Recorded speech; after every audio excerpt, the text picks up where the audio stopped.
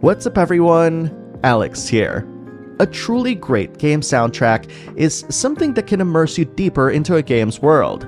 It helps bring out the emotion in pivotal scenes and elevate the tension during combat, making your journey truly epic. And in this video, I'm going to challenge myself to select only 10 to highlight. There are hundreds of incredible JRPG soundtracks that are all worthy of mention. So to help make things more interesting for this video, I selected 10 great game composers and chose my favorite soundtracks out of everything they've worked on. I listened to hundreds of hours of songs just to compile this list, and you wouldn't believe which game I chose for Nobuo Uematsu. In the event that this video does make you curious about these games, I'll be posting a pinned comment containing links for purchase, with every purchase helping the channel out. But before we dive into this list, I want to do a special mention for Chrono Trigger. The reason why it's separated from the rest is because, in the end, the soundtrack was a collaboration between Yasunori Mitsuda and Nobuo Uematsu, with the latter finishing the soundtrack after the former got ill. Nonetheless, this game would have been an easy pick for many of you, which isn't really surprising given its widespread appeal and the game's powerful nostalgia. And I don't say that latter part lightly. Even today, Chrono Trigger's iconic soundtrack triggers beloved memories in the hearts and minds of its most hardcore fans. And tying all of that together with a revolutionary combat system that had you facing your foes on the field itself, along with powerful combo attacks that made mixing and matching your party members fun, not to mention the presence of multiple endings, and you bet that the legend that is Chrono Trigger is one that's not so easily topped. There have been many opening tracks in games that leave strong impressions on people, but the one that always lifts me up and tells me that I'm about to go on a grand adventure is Wings, found in Lunar Silver Star Story soundtrack. Noriyuki Iwadare doesn't mess around with this song, as it serves as a prelude for the game's innocent opening moments featuring young Dragon Master Alex alongside his friends Remus and Luna. But these Saturday morning cartoon-esque vibes betray the fact that in the very depths of Lunar Silver Star Story's narrative is a tale that can turn surprisingly dark despite its colorful palette. In fact, one of the reasons why I loved Lunar Silver Star Story so much is because it felt like a playable anime that just happened to be an RPG, complete with fantastic voice acting and one of the very first implementations of CG with anime in any medium. Creating Lunar Silver Star Story soundtrack, and to have it accompany its bright and wonderful visuals, while turning and being able to make it as sinister as it can, is a balancing act that Noriyuki Iwadare perfected with this game. And nothing else he's composed after this has ever matched the epic feeling of splendor when you experience his songs while adventuring with this group of friends. Choosing a game composed by Hiroki Kikuta was quite challenging given how much I adored both the Secret of Mana and Visions of Mana soundtracks. But while both games were fantastic examples of how he was able to create each Mana world sound with classic sensitivity and modern refinement, it is Trials of Mana that blends the best of both the old and the new, allowing him to revisit some familiar themes and striking an almost perfect balance of honoring the original tracks while bridging the gap towards the future. And regardless of which version of Trials of Mana soundtrack you listen to, from the original Super Famicom tracks to the newly arranged remix melodies, you can feel each song's timeless harmonies as you go on your merry adventures. Apart from having 6 different characters to choose from, each with their own endings, Trials of Mana is a game that delivers on different fronts depending on which one you play. The original game, available in the Collection of Mana, still has its 3-player multiplayer intact, allowing you to play couch co-op with your friends. And the remake, while abandoning the aforementioned co-op features, elevates the game to a whole new level of fidelity and design that instantly made it one of the best 2D to 3D remakes ever made.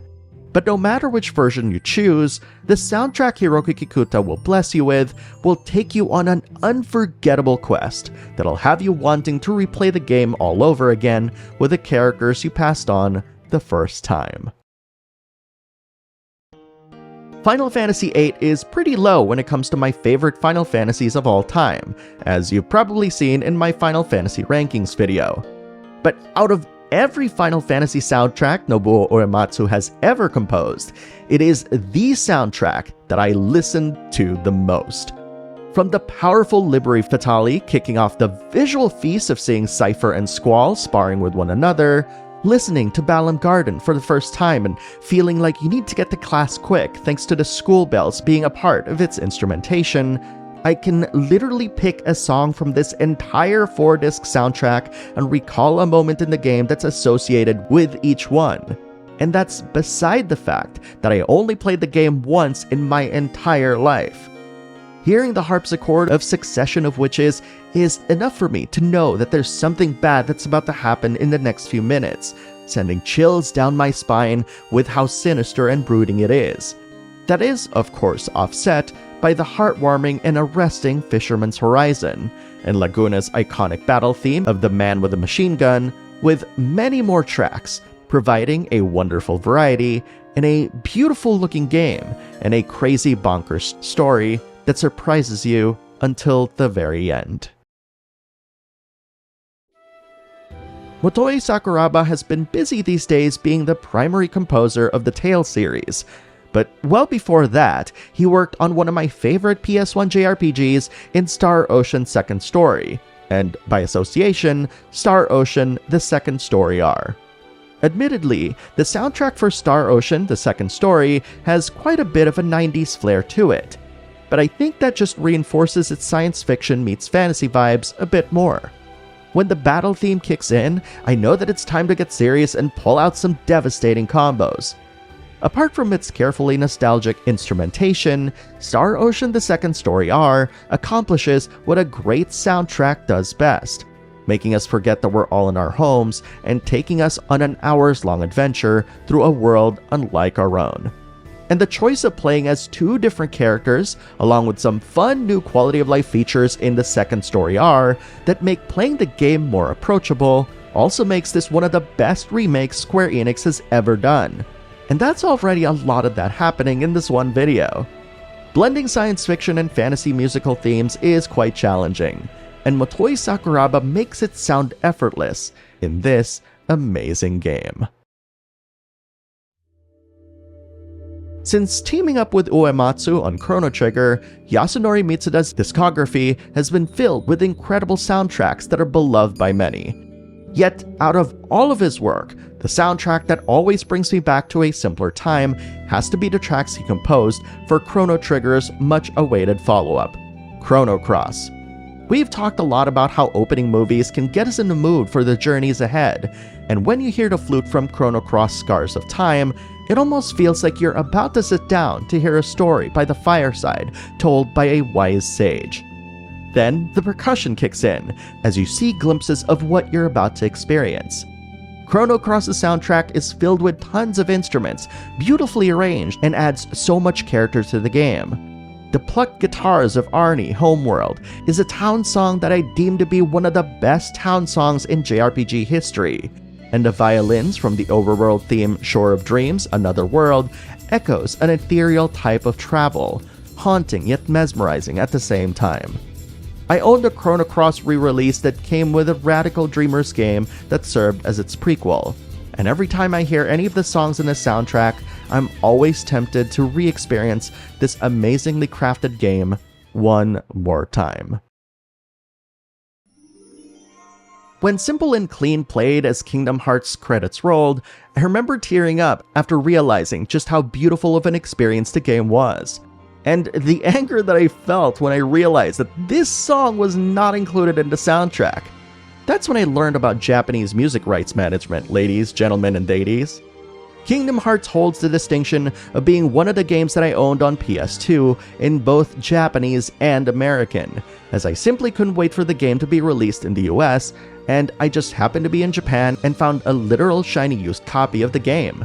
But we're here to talk about Yoko Shimomura, the incredible composer that's responsible for so many of the game's wonderful songs. Dearly Beloved is one of my all-time favorite title screen tracks, and its simplicity, alongside the purity of the title screen artwork, masked the adventure that awaited everyone, like the facade of a theme park ride. This soundtrack had everything, from her own style riffs for each of the Disney lands, see what I did there, to the incredibly haunting Hollow Bastion theme.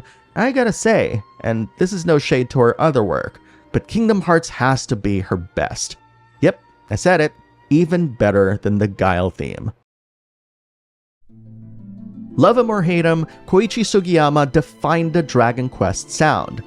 But I have to give it up to the orchestral arrangement of Dragon Quest VIII: The Journey of the Cursed King, because it greatly elevated the game to incredible heights for me. Hearing To a Vast World played by an entire orchestra as you start your journey, and hearing your horse clop and your wagon start to move behind you, was enough to sell me on the idea that despite only seeing my character on screen, that I was traveling with a large group of people.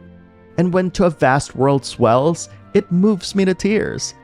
I remember thinking at that moment that I've never heard an overworld theme so lovingly played in this beautiful of a manner in my entire life.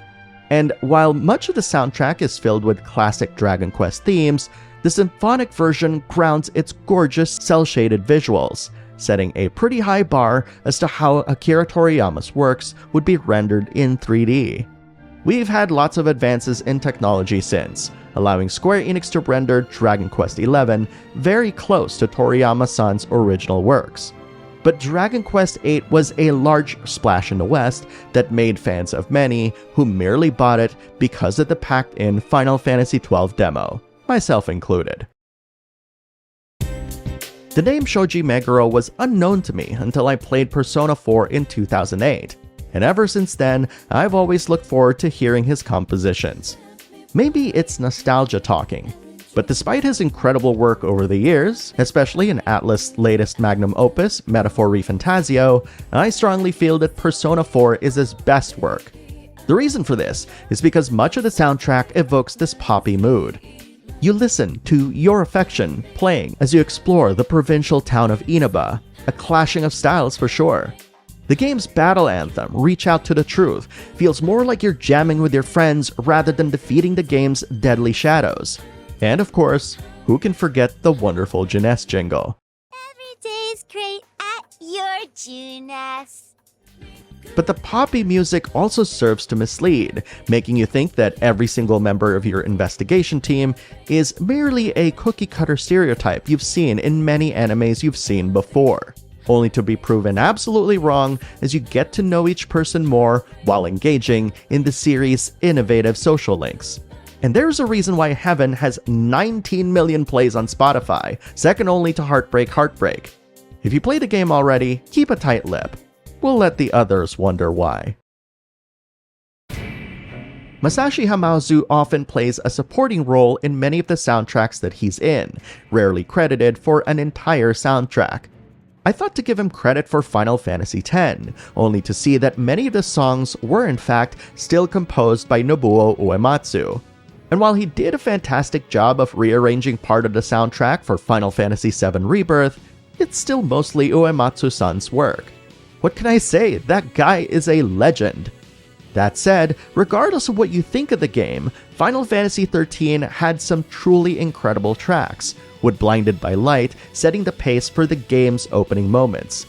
It might only be a little under 3 minutes long, but when the violins kick in, matched by lightning's quick attacks, you quickly find out that you're about to have a wild ride. Final Fantasy XIII's soundtrack blends synthetic sounds with lots of fun organic flourishes, highlighting the complexity of its world. And there are some great standout tracks as well, such as the Gapra Whitewood and the Sunleth Waterscape, which are both places that I lingered for a long while because of their incredible vibes.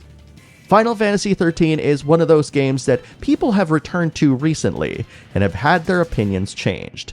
And it helps that its soundtrack is pretty amazing to boot. I don't know if you noticed it yet, but we've been following a chronological release timeline in this entire video. And what better way to end it by featuring Yasunori Nishiki's incredible work on the modern classic that is Octopath Traveler 2. This is a composer who I feel is finally coming into his own with the soundtrack, and every character theme in the game breathes the lives and stories of each so beautifully that it's easy to be moved by their melodies. I've already mentioned plenty of times how much I love the implementation of both the electric guitar and the saxophone in Particio the Merchant's theme. But there are also other standouts, such as the suffering scholar Oswald and the dark dealings of Thornay the thief, to name a few. Because of the many biomes, locations, and cultures in the game, Nishiki pushed himself to incorporate as many styles into the game to help develop a sense of local flavor to a world that's seemingly in the middle of its own industrial revolution. And when you hear Those Who Hope for the Dawn play, you know that it's time to get serious. And those are my personal picks for each of the composers I mentioned in this video. Now I want you to take on this challenge on your own. Select several composers and choose only one JRPG soundtrack that you love that they've worked on. Share your favorites in the comments below and let's talk about it. Thank you very much for watching, and I'll see you in the next video.